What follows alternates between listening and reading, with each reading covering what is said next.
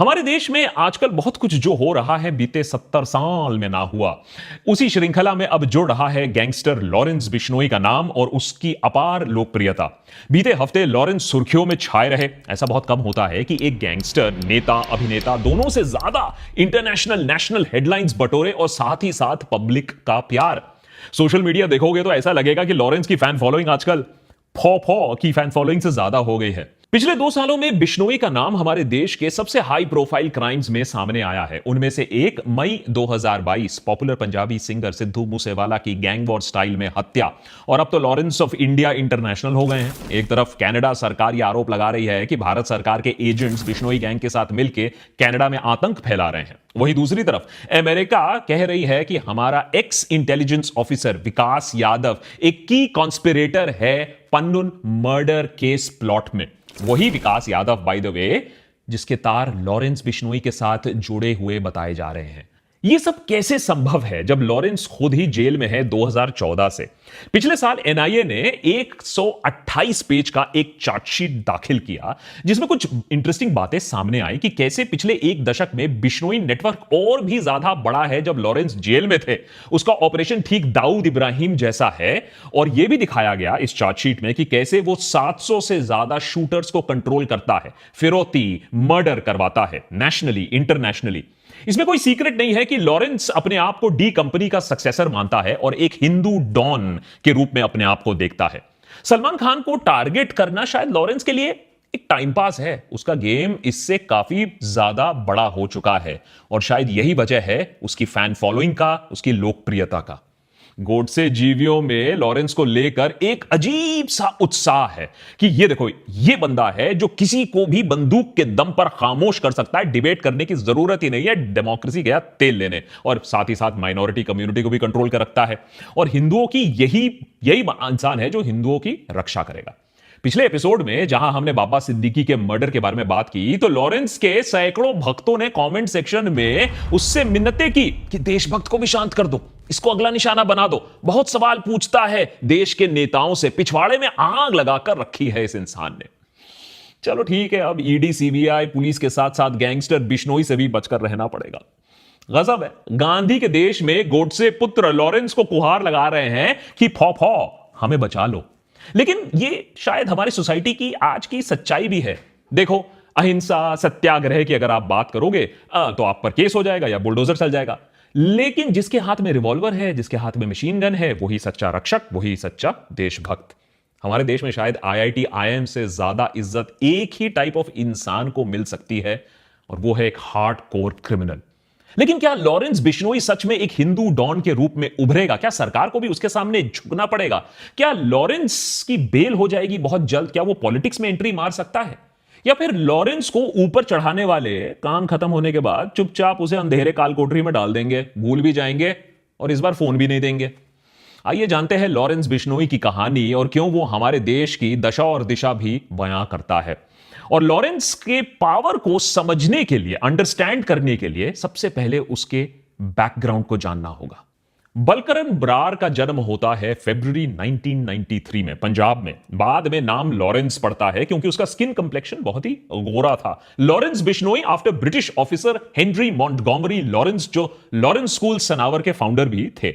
In fact Balkaran खुद convent school जाते थे, क्लास 8 में ही मोपेड चलाते थे, महंगे महंगे जूते पहनते थे। लेकिन उनके माता पिता ने यह ना सोचा होगा कि यह कॉन्वेंट स्कूल जाने वाला लॉरेंस एक दिन नए इंडिया का हिंदू डॉन बनेगा।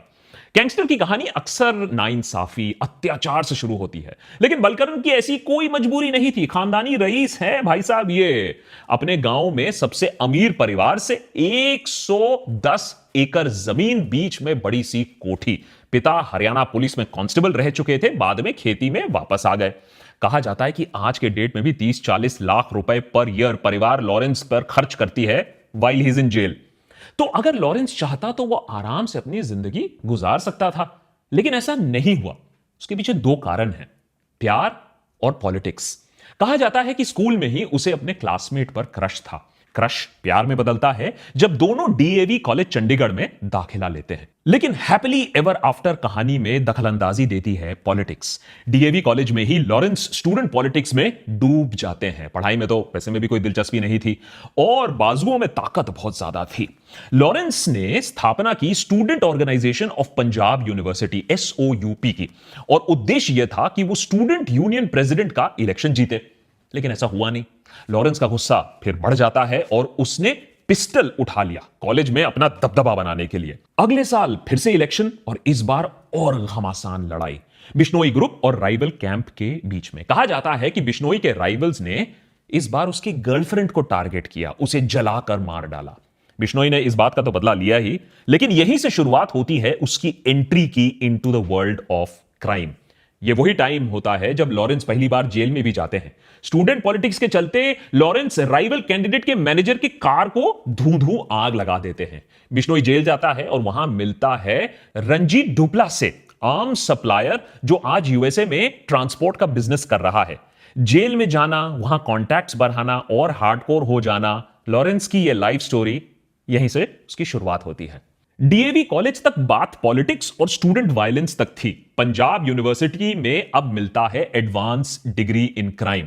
शुरुआत होती है गोल्डी बरार के साथ मुलाकात से। दोनों एक दूसरे की संगति में क्रिमिनल एक्टिविटीज को अंजाम देते हैं। कहते हैं कॉलेज में आप अपनी सबसे घनिष्ठ मित्रता बनाते हैं। लॉरेंस के साथ भी कुछ ऐसा ही हुआ। गोल्डी बरार के साथ साथ संपत नेहरा, वीरेंद्र प्रताप सिंह AKA काला राणा एंड अमनदीप मुल्तानी, ये सारे दोस्त बिश्नोई गैंग के की मेंबर्स बाद में जाकर बनते हैं। पंजाब यूनिवर्सिटी से LLB डिग्री लेने के इमीडिएटली बाद लॉरेंस डॉक्टरेट हासिल करने में बिजी हो जाते हैं। डॉक्टरेट क्राइम की दुनिया में उनका क्रिमिनल एम्पायर खूब तरक्की करने लगता है। लिकर ट्रैफिकिंग, आर्म्स स्मगलिंग, दूसरे क्रिमिनल्स को प्रोटेक्शन देना। उसके बाद बिश्नोई गैंग ने एक्सटॉर्शन का अच्छा खासा बिजनेस जमा लिया था। उसके निशाने पर liquor mafia, Punjabi singers, influential लोग। लॉरेंस को जेल बाय द वे उसके क्रिमिनल एम्पायर की वजह से नहीं हुई, पॉलिटिक्स की वजह से हुई। 2013 में अपने ग्रेजुएशन के बाद भी वो पंजाब यूनिवर्सिटी पॉलिटिक्स में डूबे रहे। अपने कैंडिडेट को प्रेसिडेंट के पोस्ट के लिए खड़ा किया, लेकिन गोडसे स्टाइल में बिश्नोई गैंग ने सोचा अगर राइवल कैंडिडेट ही ना हो तो फिर इलेक्शन जीतना कितना आसान हो जाएगा। तो राइवल नॉमिनी को मार डाला गया और लॉरेंस और उसके एसोसिएट्स भाग निकले। लेकिन 2014 में राजस्थान पुलिस ने उसे पकड़ लिया। 2014 में वो जेल जाता है। उसके बाद आज तक बाहर नहीं आता। आइडियली कहानी यही खत्म हो जानी चाहिए थी लेकिन ये रियल लाइफ इंडियन क्राइम है मेरे दोस्त। बॉलीवुड में आज तक ऐसा स्क्रिप्ट भी ना बना हो।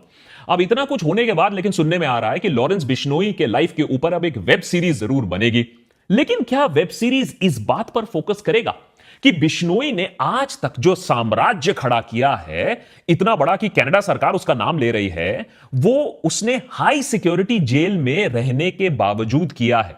इसका मतलब यह है या तो सरकार 10 साल से बेबस है, लाचार है उसे रोकने के लिए, या फिर सरकार खुद ही गैंगस्टर एक्सटॉर्शनिस्ट लॉरेंस बिश्नोई के साथ मिलकर बहुत कुछ क्राइम को अंजाम दे रही है। 2018 में लॉरेंस बिश्नोई सुर्खियों में आते हैं जब सलमान खान को मार डालने का प्रण लेते हैं मीडिया के सामने। अपने लाइफ का मिशन उसे बना लेते हैं। क्यों? क्योंकि जब लॉरेंस 5 साल के थे तब सलमान ने 1998 में एलिजेडली 2 ब्लैक बक्स को मारा था। बिश्नोई समाज ब्लैक बक्स को पवित्र मानती है, अपने गुरु का रीइंकार्नेशन मानती है, उसे बचाना उनका धर्म होता है। यह बात तो समझ में आती है। लेकिन आज खुद बिश्नोई समाज लॉरेंस से थोड़ी दूरी ही रखती है। साथ ही साथ यह बात भी सामने आती है कि पिछले 10 सालों में ही पोचर्स ने 100 से ज्यादा, ऑफिशियल आंकड़े बता रहा हूं, 100 से ज्यादा ब्लैक बक्स मार डाले। लेकिन बिश्नोई समाज का रक्षक लॉरेंस ऐसे पोचर्स के पीछे नहीं पड़ता है, सिर्फ सलमान खान के पीछे पड़ा हुआ है। ऐसा क्यों? जवाब है क्लाउट और पैसा। फिरौती का जो धंधा होता है ना, वो डर के बूते पर बनता है। और अगर आप सलमान खान जैसे सुपरस्टार को डरा धमका सकते हो तो नए शूटर्स और इंटर्न्स की तो लंबी लाइन आपके लिए लगी रहेगी। ठीक वैसे ही शूटर्स जैसे बाबा सिद्दीकी को मारने के लिए हायर किए गए थे। कितने? 50,000 रुपए में एक फॉर्मर मिनिस्टर को आप आउट कर सकते हो। देश में बेरोजगारी की वजह से हालत इतनी खराब है कि शूटर 50,000 रुपए से बहुत कम में आपको मिल सकता है अगर आप डिस्काउंट मांगोगे तो। लेकिन लॉरेंस सिर्फ जेल में बैठकर सलमान को धमका नहीं रहा था। कुछ ही सालों में उसका साम्राज्य पूरे नॉर्थ इंडिया में फैल चुका था, पंजाब, उत्तर प्रदेश, हरियाणा, महाराष्ट्र, दिल्ली, राजस्थान और झारखंड में। और हर बड़े हिट के बाद सवाल उठता था कि यह सब कैसे हो पा रहा है, कैसे वो वारदातों को अंजाम दे पा रहा था, जैसे कि सिद्धू मूसेवाला का किलिंग, जबकि वो हाई सिक्योरिटी जेल में कैद था। लॉरेंस और उसकी आर्मी के पास कुछ अहम हथियार हैं। पहला बड़ा हथियार बिश्नोई गैंग का है एनोनिमिटी। गैंग का एक मेंबर उसके ऊपर के बॉस के अलावा किसी और को नहीं जानता है। अगर एक हिट होने वाला है तो दूसरे मेंबर कौन है किसी को नहीं मालूम। अगर 3 शूटर हैं एक ऑपरेशन में तो अक्सर ऐसा भी बोला जाता है कि दूसरा शूटर कौन है किसी को पता नहीं चलता। इसका लॉजिक यह है कि अगर एक शूटर पकड़ा भी गया तो दूसरे बिल्कुल सेफ रहेंगे। दूसरा बड़ा हथियार सोशल मीडिया। बिश्नोई गैंग की रिक्रूटमेंट सोशल मीडिया पर होती है। गैंग अपने कांड सोशल मीडिया पर पोस्ट करती है, उससे प्रेरित होकर नौजवान, बेरोजगार नौजवान अप्लाई कर देते हैं पैसे के लिए, फेम के लिए। लिंक्डइन की जरूरत नहीं पड़ती है, पूरी फौज तैयार गोली चलाने के लिए और खर्चा भी एकदम कम। सिद्दीकी की हत्या के लिए कुछ ही हजार रुपए, सलमान की फिरौती के लिए कुछ लाख रुपए, और सोचो जब फिरौती होती है तो कमाई करोड़ों रुपए में होती है। तीसरा, नेटवर्क्स। जेल में जाकर और जेल में रहने का सबसे बड़ा फायदा होता है कि आप दूसरे क्रिमिनल्स के साथ अपना नेटवर्क बढ़ा सकते हो। लॉरेंस ने 2008 से यह काम शुरू किया और आज वो नेटवर्किंग के बादशाह हैं अंडरवर्ल्ड में। वैसे तो लॉरेंस के बहुत सारे फैंस ये बोलते हैं और ये सोचते हैं कि वो खालिस्तानियों के दिल में खौफ पैदा कर देता है, लेकिन लॉरेंस की वैसी कोई हार्ड आइडियोलॉजी नहीं है। जब उसे एडवांस्ड वेपनरी चाहिए था, आरपीजीज चाहिए थे, तब उसने प्रो खालिस्तान बब्बर खालसा इंटरनेशनल के साथ भी हाथ मिलाया, उनसे भी धंधा किया। चौथा हथियार डिजिटल इंडिया। इंटरनेट और मोबाइल टेक्नोलॉजी का भरपूर इस्तेमाल लॉरेंस बिश्नोई को आता है। डब्बा कॉलिंग से उसके जरिए अपने साम्राज्य और शूटर्स के साथ वो कांस्टेंट टच में रहता है। डब्बा कॉलिंग बेसिकली अनट्रेसेबल कॉलिंग होता है जो इंटरनेट के जरिए इलीगल एक्सचेंजेस के थ्रू रेगुलर मोबाइल नेटवर्क और लॉ इन्फोर्समेंट ट्रैकिंग को बाईपास करता है और सीधा आपको धमका सकता है, किसी बिजनेसमैन को धमका सकता है। इसी के जरिए वो अपने 700 ऑपरेटिव्स के साथ भी टच में रहता है और कभी कभी जब मूड होता है तो टीवी चैनल्स को भी इंटरव्यू दे देता है जेल में बैठे बैठे। पांचवा, इस बात का यकीन करना कि लॉरेंस ये सब सरकार की अनुमति के बिना कर रहा है थोड़ा सा मुश्किल है, थोड़ा सा रियलिटी स्ट्रेच करना हो जाएगा।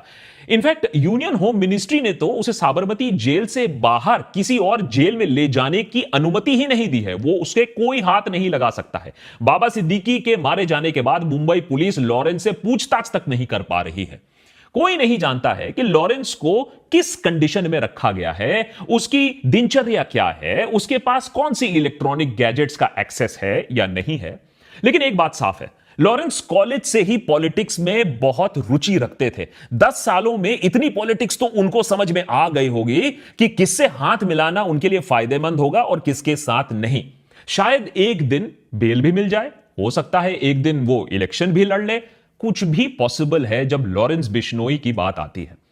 छठा हथियार और बहुत इंपॉर्टेंट एलिमेंट यह भी है क्राइम और पॉलिटिक्स दोनों में ही, उसका नाम है ऑप्टिक्स। लॉरेंस को पता है कि मनी और मसल पावर तो बहुतों के पास है। अरे बाहुबली नेताओं के तो एक पूरी फौज है, एक पूरी कैटेगरी है। अगर उसे उसके ऊपर जाना है तो उसे एक स्टोरी बिल्ड करनी पड़ेगी और यही आप लेटेस्ट डेवलपमेंट पे भी देखोगे कि कैसे सोशल मीडिया पर लॉरेंस बिश्नोई को एक नया हिंदू डॉन के रूप में उतारा जा रहा है, एक हिंदू रक्षक बताया जा रहा है और माइनॉरिटी कम्युनिटी का भक्षक बनाया जा रहा है। और सलमान खान जैसे स्टार्स को अपनी जगह दिखाने वाला सिर्फ लॉरेंस बिश्नोई ही हो सकता है। बाजू में भगवान हनुमान का टैटू लगा दिया, टी शर्ट में भगत सिंह का पहन लिया। लॉरेंस जानता है कि वो क्या कर रहा है, कैसे नैरेटिव बिल्ड कर रहा है और लोगों का दिल जीत रहा है। लोग भी बहुत मजा ले रहे हैं, खून की इस होली को पॉपकॉर्न के साथ देख रहे हैं और मजा ले रहे हैं। मई 2022 सिद्धू मूसेवाले का मर्डर, गोल्डी बरार जिम्मेदारी लेते हैं। सितंबर 2023 सुखदूल सिंह का murder in Canada. November 2023 attack on Punjabi singer Gippy Grewal residence in Canada. April 2024 Salman Khan के घर के बाहर फायरिंग, लॉरेंस बिश्नोई के भाई अनमोल की प्लानिंग। सितंबर 2024 एपी ढिल्लों के घर के सामने फायरिंग और अब बाबा सिद्दीकी की ओपन में हत्या। मानो किसी एजेंसी ने लॉरेंस को लाइसेंस टू किल देके रखा हो और एक बहुत बड़े ऑपरेशन की जरूरत होती है अगर यह सब कुछ कांड हो रहा है जेल के अंदर से, वो जेल जहां से बाहर आने की कोई खास कोशिश नहीं कर रहा है लॉरेंस बिश्नोई। ऐसा नहीं है कि वो हर दिन कोई बेल एप्लीकेशन डाल रहे हैं, कोई जल्दी नहीं है। इसी बात से शक पैदा होता है कि जो एलिगेशंस कनाडा और यूएसए लगा रहे हैं उनमें क्या कुछ सच्चाई है। कनाडा ने तो इस मामले में कॉम्प्लिकेशन भी डाल दिया, डोमेस्टिक पॉलिटिक्स को भी घुसा दिया, साफ सबूत नहीं दिया। लेकिन शायद पहली बार ऐसा हुआ है कि किसी और देश ने किलिंग्स के लिए ऐसे बंदे का नाम लिया है जो 10 साल से भारतीय जेल में बंद है, वो भी हाई सिक्योरिटी प्रिजन में। अमेरिका का मामला और भी शर्मनाक है। इसमें कोई डिबेट नहीं है कि अमेरिका भी किसी टेररिस्ट को इंडिया की जमीन पर भी मार गिराएगा, उसके पीछे भी एजेंट भेजेगा। लेकिन अब यह बात सामने आ रही है कि विकास यादव, एक्स रॉ ऑफिसर, जिसे अमेरिका ने पन्नू के मर्डर की प्लानिंग के लिए जिम्मेदार ठहराया है, वो रॉ तो छोड़ो, वो लॉरेंस बिश्नोई गैंग से भी जुड़ा बताया जा रहा है, जिसे दिल्ली पुलिस ने पहले अरेस्ट करके रखा था फिरौती के केस में। सोचो, इतना लो लेवल तक हम पहुंच चुके हैं। सवाल तो यह उठना चाहिए कि लॉरेंस के तार क्या इंटेलिजेंस एजेंसीज के साथ इतने गहरे तरीके से जुड़े हुए हैं? वो ऑर्डर्स किससे ले रहा है? या ये कोई रोग ऑपरेशन है? टॉप को इसकी मंजूरी नहीं थी, परमिशन नहीं थी, आइडिया नहीं था, ऐसा पॉसिबल है क्या? क्योंकि इस बात में कोई सीक्रेट तो है नहीं कि एनएसए, आज जो हमारे एनएसए हैं, अजीत डोभाल, उन्होंने एक टाइम पर छोटा राजन की मदद लेने की कोशिश की थी दाऊद इब्राहिम को खत्म करने के लिए। लेकिन वो प्लान फेल हो गया था जब मुंबई पुलिस ने एक रेड में उन शार्प शूटर्स को अरेस्ट कर लिया गया था जिन्हें चुना गया था दाऊद को एलिमिनेट करने के लिए।